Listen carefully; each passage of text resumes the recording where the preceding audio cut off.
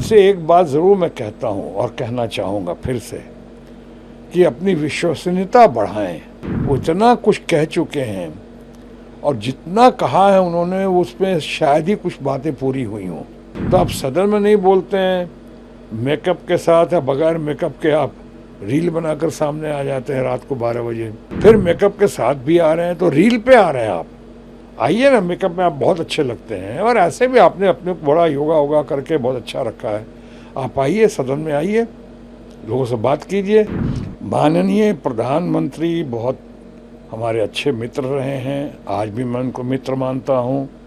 और वो अब तो फ्रेंड सिर्फ हमारे ही नहीं बल्कि पूरे सोसाइटी के हैं, पूरे देश के हैं। उनसे एक बात ज़रूर मैं कहता हूँ और कहना चाहूँगा फिर से कि अपनी विश्वसनीयता बढ़ाएं।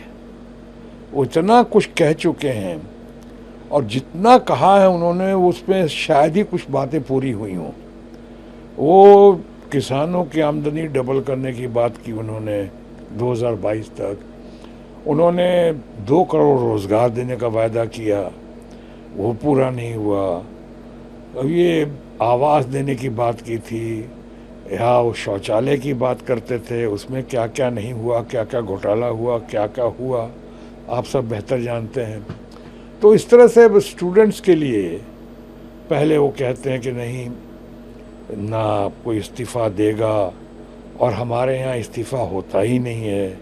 क्या क्या बातें उनकी तरफ से नहीं कही गई थी। अब अचानक वो कह रहे हैं कि संविधान की बात अब तुम लोग करो, और जितना सांसदों को कहते हैं कि तुम सदन में जाओ। वो सांसद पूछते हैं कि हम सदन में जाएं, आप भी तो सदन में कभी आइए। आपकी जब पुकार होती है, इतना लोग आपको मानते हैं, आपको कहते हैं कि आप सदन में आके बोलिए, तो आप सदन में नहीं बोलते हैं, मेकअप के साथ या बगैर मेकअप के आप रील बनाकर सामने आ जाते हैं रात को 12 बजे। कई लोगों को लगता है कि आप समझाने आए हैं कि लोगों को डराने आए हैं। फिर मेकअप के साथ भी आ रहे हैं तो रील पे आ रहे हैं आप। आइए ना, मेकअप में आप बहुत अच्छे लगते हैं और ऐसे भी आपने अपने को बड़ा योगा वोगा करके बहुत अच्छा रखा है। आप आइए, सदन में आइए, लोगों से बात कीजिए।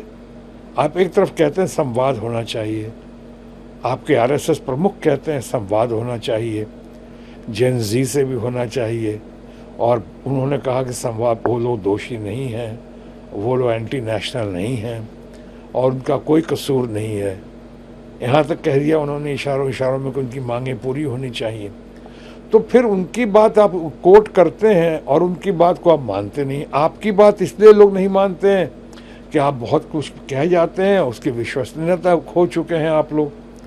तो मैं प्रधानमंत्री जी का संपूर्ण सम्मान के साथ कहूँगा, प्रधानमंत्री हैं, देश के प्रधानमंत्री हैं, आपके प्रधानमंत्री हैं, हमारे प्रधानमंत्री हैं, हम उनकी इज्जत करते हैं।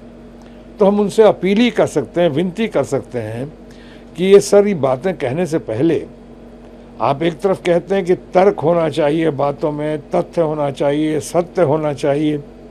इन बातों की कहीं कमी दिखाई पड़ती है आपके बयान में, आपके वक्तव्य में, आपकी बातों में।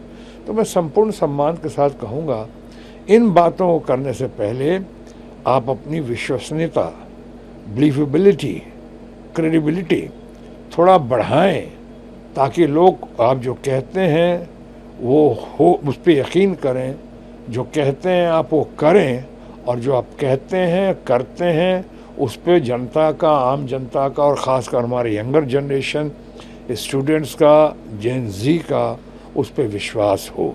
मैं तो ये अपील कर सकता हूँ।